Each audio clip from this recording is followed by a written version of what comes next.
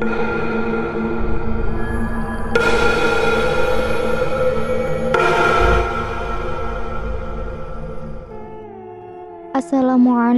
warahmatullahi wabarakatuh. Kembali lagi di cerita horor. Pada episode kali ini, saya akan membawakan sebuah cerita tentang bengkel angker. Diangkat dari tulisan Mas Majid. Untuk teman-teman yang mau membaca tweetnya sudah ada di link deskripsi. Dan tanpa berbasa-basi lagi, langsung saja kita masuk ke ceritanya. Di hari itu, teman saya yang sebut saja sebagai Fendi mulai bekerja di sebuah bengkel mobil yang lumayan besar, dan bengkel tersebut pun menyediakan mes atau rumah tinggal untuk para karyawannya. Sementara, bengkel tempat Fendi bekerja tersebut terdiri dari 2 lantai. Lantai pertama adalah ruang utama atau ruang kerja, sementara lantai kedua adalah kantor dan ruang makan untuk karyawan. Di hari pertama sampai kurang lebih 1 minggu bekerja di sana, Fendi tidak pernah mendapat gangguan atau melihat sesuatu hal yang aneh pada bengkel itu. Namun menurut kesaksian Ahmad, salah satu pekerja senior, bengkel itu sangatlah angker dan banyak karyawan yang tidak kerasan kerja di sana karena seringnya diganggu oleh penghuni yang tidak kasat mata yang mendiami bengkel tersebut. Semoga saja kamu betah kerja di sini, Fen. Dan semoga saja kamu tidak diganggu seperti karyawan sebelumnya, ucap Ahmad setelah menceritakan keadaan bengkel itu secara panjang lebar.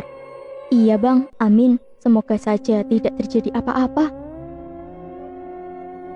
Tapi apakah memang benar kalau di belakang mes kita ini adalah kuburan tua? Saya tidak tahu loh bang kalau di situ ada kuburan. Saya kira cuma hutan, sahut Fendi sembari melontarkan pertanyaan yang dia tahu dari karyawan lain. Iya, Fen, di belakang mes kita memang banyak kuburan tua, dan konon itulah yang membuat bengkel kita menjadi angker, sahut Ahmad sambil mengarahkan pandangannya ke arah bengkel mes karyawan. Nah, kalau bisa, jangan dibiarkan lagi anak kamu main-main ke belakang mes kita ya, Fen. Takutnya, nanti dia melihat sesuatu dan jatuh sakit seperti anak karyawan sebelum kamu itu, sambung Ahmad sembari mengingatkan Fendi. Iya bang, terima kasih sudah memberitahu dan menjelaskan semuanya, sahut Fendi. Setelah ngalor ngidul di sore itu, mereka pun langsung menuju mes masing-masing untuk sekedar bersiap untuk mandi kemudian istirahat. Oh iya, mes yang mereka tempati hanya dilengkapi dengan toilet kecil di samping dapur. Sementara untuk mandi, mereka harus mandi di pemandian umum atau satu untuk semua yang ada di pojok bengkel tersebut. Hari pun sudah hampir maghrib. Saat itu si Fendi pun bersiap-siap untuk ke kamar mandi. Ya, mau ngapain lagi kalau bukan mandi? Fendi pun berjalan ke arah kamar mandi. Dan ketika sesampainya di area itu, seketika dia langsung merasa kaget dengan apa yang dilihatnya. Astagfirullah, Fendi sedikit kaget karena melihat di depan kamar mandi itu ternyata sudah ada si Andre yang lagi duduk membelakanginya. Yang dirasa agak aneh ialah si Andre pada saat itu dalam kondisi tidak memakai busana satu helai pun atau telanjang.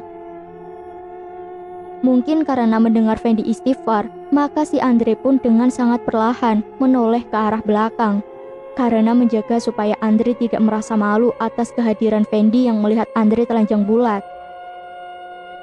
Sebelum Andre benar-benar memalingkan wajahnya, si Fendi pun langsung beranjak naik ke lantai 2 untuk sekedar menunggu Andre selesai mandi.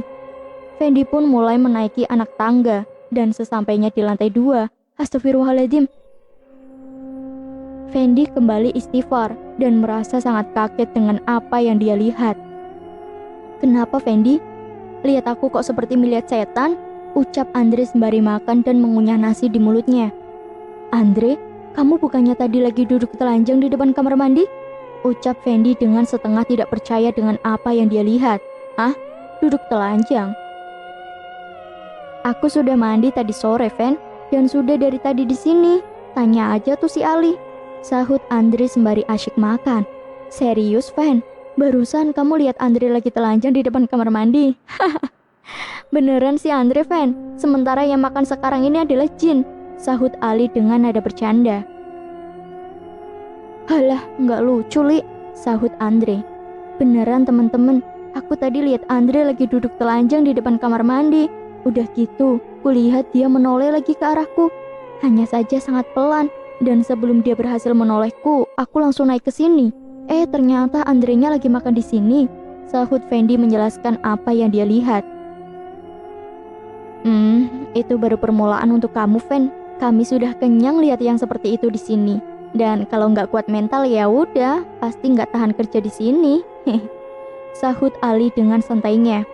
Gini, Fen, kalau kamu mau lihat penampakan, malam-malam coba kamu toleh ke arah tempat kita sekarang ini dari bawah. Di sini sering muncul hantu tanpa kepala loh, Fen. Ucap Andre dengan ekspresi wajah yang cukup serius.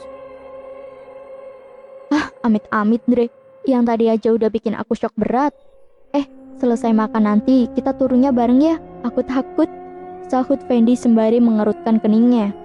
Fendi yang awalnya tidak begitu percaya itu pun, akhirnya langsung percaya setelah apa yang dia saksikan barusan.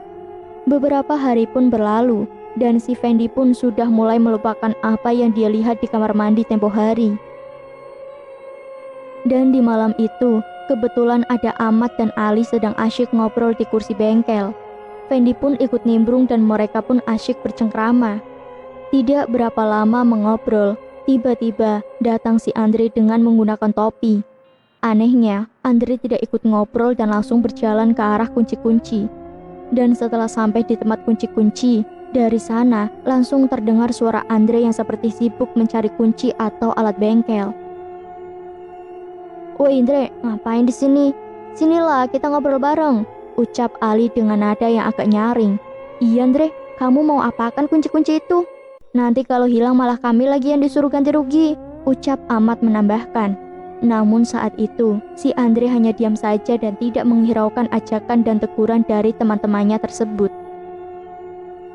Ahmad pun berdiri dan berjalan ke arah Andre dengan niat hati ingin menegur rekan kerjanya tersebut. Namun setelah sampai di area kunci yang terlindung oleh sebuah mobil tersebut, anehnya si Andre sudah tidak ada di sana.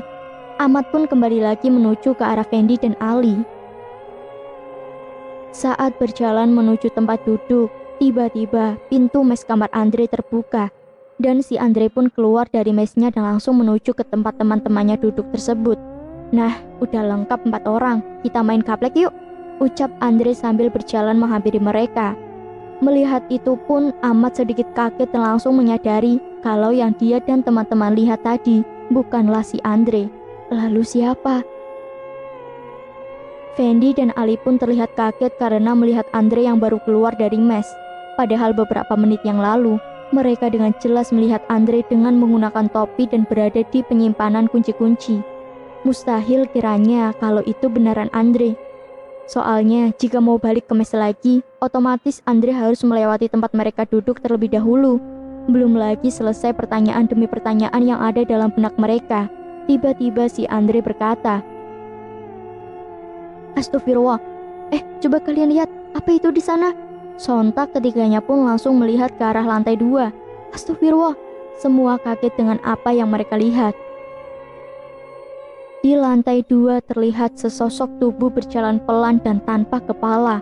Sosok tersebut berjalan perlahan menuju anak tangga yang tak jauh dari tempat mereka duduk. Andre pun langsung kabur menuju mesnya, disusul Fendi, Ahmad, dan juga Ali.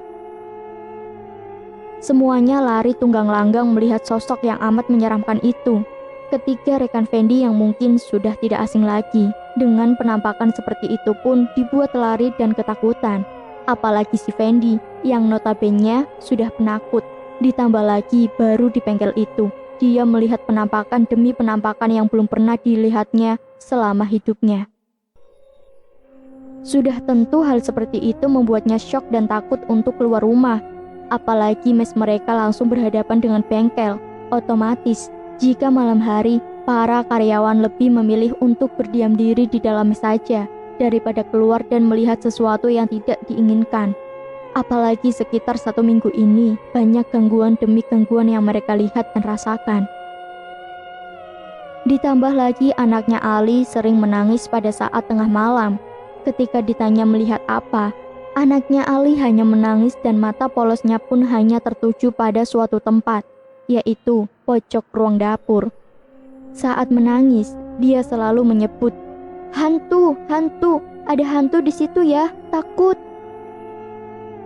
Sekitar 2 minggu setelah kejadian itu, sepupunya Ahmad datang ke bengkel untuk sekedar bertemu Ahmad dan berniat untuk menumpang bermalam selama 3 hari di kamar mesnya Bang Ahmad. Sepupu Ahmad ini kita sebut saja sebagai Ilham. Dan si Ilham ini, kata Ahmad, tidak percaya dengan hal-hal mistis atau semacamnya. Dan ketika pada malam pertama dia bermalam di mes bengkel itu, dia sangat santai dan tidak peduli dengan apa yang diceritakan Ahmad sebelumnya. Bahkan si Ilham sengaja duduk-duduk di luar hingga hampir tengah malam tiba. Namun tidak ada satu hal aneh pun yang dia lihat, mungkin karena cuaca dingin.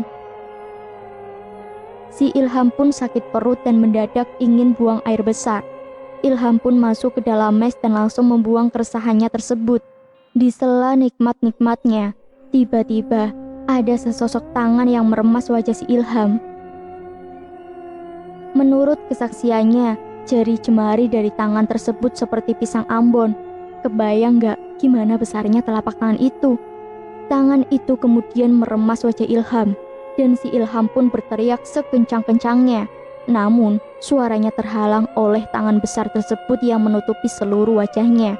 Dan kuku dari tangan itu pun terasa sangat panjang. Setelah tangan itu melepas cengkramannya, si Ilham pun langsung teriak dan lari ke arah Ahmad tanpa cebok dan memakai celana. Terlihat pula wajah Ilham yang sedikit memerah akibat remasan oleh makhluk tersebut. Entah apa yang dilakukan si Ilham sehingga makhluk itu marah. Apakah Ilham menantang ketika masih di luar mes tadi? Si Ilham pun tidak mengakui kalau dia menantang, tapi yang jelas tidak akan ada asap jika tidak ada api. Sampai di sini kalian paham kan? Si Ilham yang tadinya mau bermalam selama 3 hari itu pun tidak jadi bermalam di sana, walau hanya 1 malam. Malam itu juga dia ngotot mau pulang ke kampung halamannya yang ada di hulu sungai atau Banjarhulu. Dan akhirnya cerita pun selesai. Sebenarnya masih banyak gangguan-gangguan lain seperti karyawan yang sering melihat segelapatan bayangan yang lewat hingga mendengar suara yang aneh-aneh. Sekian dan terima kasih. Cukup sampai di sini cerita horor hari ini. Nantikan untuk kisah-kisah lainnya. Tetap stay tune di cerita horor. Banyak sekali pesan moral yang dapat kita ambil dari cerita-cerita ini. Tingkatkan yang baik, hilangkan yang buruk. Wassalamualaikum warahmatullahi wabarakatuh.